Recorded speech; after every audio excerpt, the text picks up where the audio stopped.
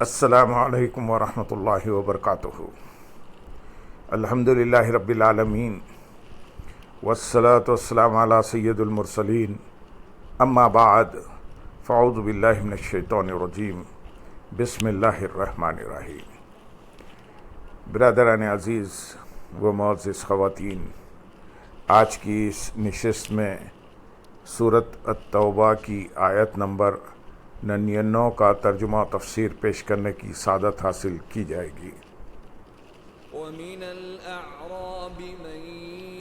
يُؤْمِنُ بِاللَّهِ وَالْيَوْمِ الْآخِرِ وَيَتَّخِذُ مَا يُنْفِقُ قُرُبَاتٍ عِندَ اللَّهِ وَصَلَوَاتِ الرَّسُولِ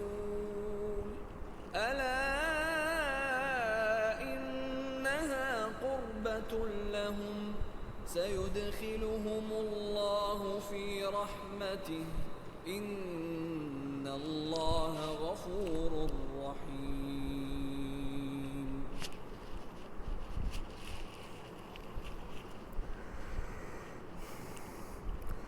اور کچھ گاؤں والے وہ ہیں جو اللہ اور قیامت پر ایمان رکھتے ہیں اور جو خرچ کرتے ہیں، اسے اللہ کے ہاں نزدیکیوں اور رسول کی دعاؤں کا ذریعہ سمجھتے ہیں۔ سن لو، بے شک وہ ان کے لیے اللہ کے قرب کا ذریعہ ہیں، ان قریب اللہ انہیں اپنی رحمت میں داخل فرمائے گا، بے شک اللہ بخشنے والا مہربان ہے۔ اور کچھ گاؤں والے وہ ہیں جو اللہ اور قیامت پر ایمان رکھتے ہیں۔ اس سے پہلی آیت میں بیان فرمایا گیا کہ کچھ دیہاتی ایسے ہیں کہ اللہ تعالیٰ کی راہ میں جو خرچ کرتے ہیں اسے تاوان سمجھتے ہیں، اور اس آیت میں بیان فرمایا جا رہا ہے کہ دیہاتیوں میں بعض حضرات ایسے ہیں جو نیک اور صالح مومن ہیں، اللہ کی راہ میں جہاد کرنے والے ہیں، اور وہ اللہ تعالیٰ کی راہ میں خرچ کرنے کو غنیمت تصور کرتے ہیں۔ آیت کا خلاصہ یہ ہے کہ دیہات میں رہنے والے بعض حضرات ایسے ہیں کہ وہ اللہ تعالیٰ کی راہ میں جو کچھ خرچ کرتے ہیں اسے اللہ تعالیٰ کے ہاں نزدیکیوں اور رسول اکرم صلی اللہ علیہ وسلم کی دعاؤں کا ذریعہ سمجھتے ہیں کہ جب رسول کریم صلی اللہ علیہ وسلم کی بارگاہ میں صدقہ پیش کریں گے تو حضور پرنور صلی اللہ علیہ وسلم ان کے لیے خیر و برکت و مغفرت کی دعا فرمائیں گے۔ اس آیت میں جن دیہاتیوں کا ذکر ہوا ان کے بارے میں امام مجاہد رحمۃ اللہ علیہ فرماتے ہیں کہ یہ لوگ قبیلے مزینہ میں سے بنی مخرن ہیں۔ کلبی نے کہا وہ اسلم، غفار اور جہنیہ کے قبیلے ہیں۔ ان قبائل کے بارے میں صحیح بخاری اور مسلم میں حضرت ابو ہریرہ رضی اللہ تعالیٰ عنہ سے مروی ہے، رسول کریم صلی اللہ علیہ وسلم نے فرمایا کہ قریش،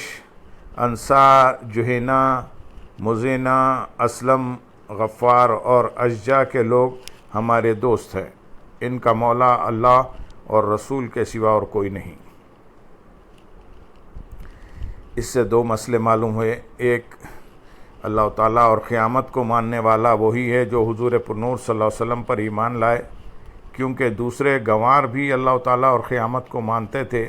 مگر انہیں منکرین میں شامل کیا گیا۔ نمبر 2، تمام اعمال پر ایمان مقدم ہے۔ یاد رہے کہ اللہ تعالیٰ اور قیامت پر ایمان میں تمام ایمانیات داخل ہیں، لہذا قیامت، جنت، دوزخ، حشر، نشر سبھی میں پر ایمان ضروری ہے۔ علامہ احمد ساوی رحمۃ اللہ علیہ آیت کے اس حصے وصلوات الرسول اور رسول کی دعاؤں کا ذریعہ سمجھتے ہیں کے تحت فرماتے ہیں کیونکہ نبی اکرم صلی اللہ علیہ وسلم ہر نعمت میں سب سے بڑا واسطہ ہے، تو اللہ تعالیٰ کے لیے جو بھی عمل کیا جائے اس میں ان کا لحاظ رکھنا ضروری ہے۔ اللہ تعالیٰ نے ہمیں نبی اکرم صلی اللہ علیہ وسلم کے وسیلے سے اپنی فرما برداری کا حکم دیا ہے۔ ارشاد فرمایا، قل ان کنتم تحبون اللہ فاتبعونی یحببکم اللہ۔ اے حبیب فرما دو کہ اے لوگو، اگر تم اللہ سے محبت کرتے ہو تو میرے فرما بردار بن جاؤ، اللہ تم سے محبت فرمائے گا۔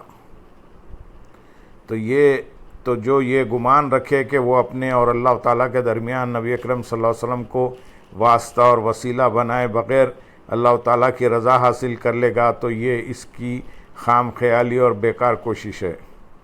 معلوم ہوا کہ نیک اعمال میں اللہ تعالیٰ کی رضا کے ساتھ حضور اقدس صلی اللہ علیہ وسلم کی خوشنودی کی نیت کرنا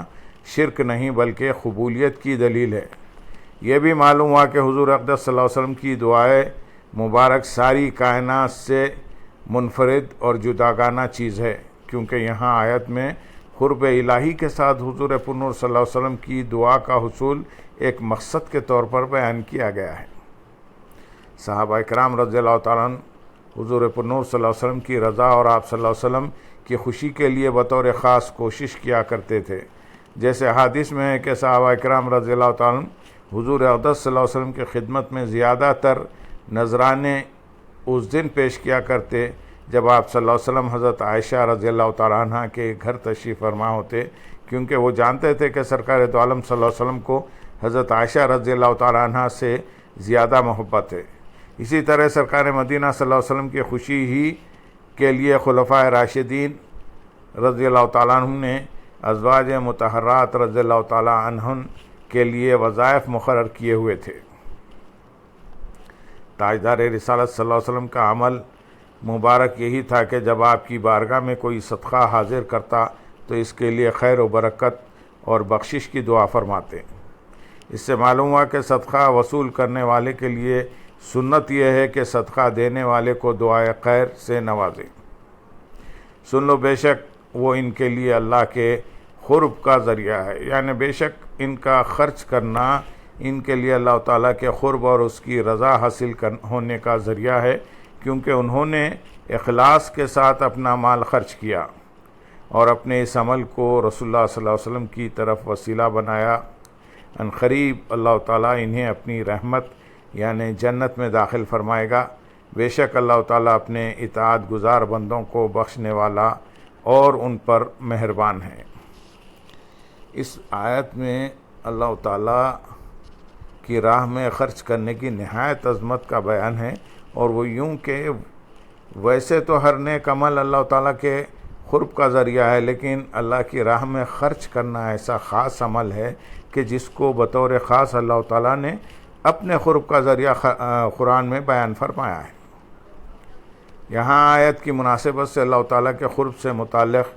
3 احادیث بیان کی جائیں گی۔ نمبر 1، حضرت ابو ہریرہ رضی اللہ تعالیٰ عنہ سے روایت ہے، حضور اقدس صلی اللہ علیہ وسلم نے فرمایا، اللہ تعالیٰ ارشاد فرماتا ہے، جو میرے کسی ولی سے عداوت رکھے میں اسے اعلان جنگ دیتا ہوں، اور میرے کسی بندے کا فرض عبادتوں کے مقابلے میں دوسری عبادتوں کے ذریعے مجھ سے قریب ہونا مجھے زیادہ پسند نہیں، اور میرا بندہ فرض عبادت کی ادائیگی کے ساتھ نوافل کے ذریعے مجھ سے قریب ہوتا رہتا ہے، حتیٰ کہ میں اس سے محبت کرنے لگتا ہوں۔ پھر جب اس سے محبت کرتا ہوں تو میں اس کا کان ہو جاتا ہوں جس سے وہ سنتا ہے، اور اس کی آنکھیں ہو جاتا ہوں جس سے وہ دیکھتا ہے، اور اس کے ہاتھ ہو جاتا ہوں جس سے وہ پکڑتا ہے، اور اس کے پاؤں بن جاتا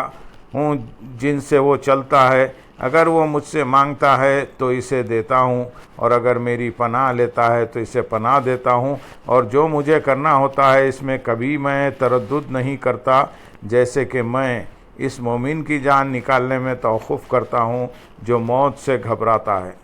اور میں اسے ناخوش کرنا پسند نہیں کرتا، ادھر موت بھی اس کے لیے ضروری ہے۔ نمبر 2، حضرت ابو ہریرہ رضی اللہ تعالیٰ عنہ سے روایت ہے، نبی کریم صلی اللہ علیہ وسلم نے فرمایا، اللہ تعالیٰ ارشاد فرماتا ہے، میں اپنے بندے کے گمان کے ساتھ رہتا ہوں، بس اگر وہ مجھے اپنے دل میں یاد کرے تو میں بھی اسے اکیلے ہی یاد کرتا ہوں، اگر وہ مجھے کسی گروہ میں یاد کرتا ہے تو میں اس سے بہتر گروہ میں سے اسے یاد کرتا ہوں، اور اگر وہ ایک بالش میں بھی بھر میرے قریب ہوتا ہے تو میری رحمت گز بھر اس کے قریب ہو جاتی ہے، اور اگر وہ گز بھر میرے قریب ہوتا ہے تو میری رحمت دونوں ہاتھوں کے پھیلاوے کے برابر اس کے قریب ہو جاتی ہے، اور اگر وہ چل کر میری طرف آتا ہے تو میری رحمت دوڑ کر اس کی طرف جاتی ہے۔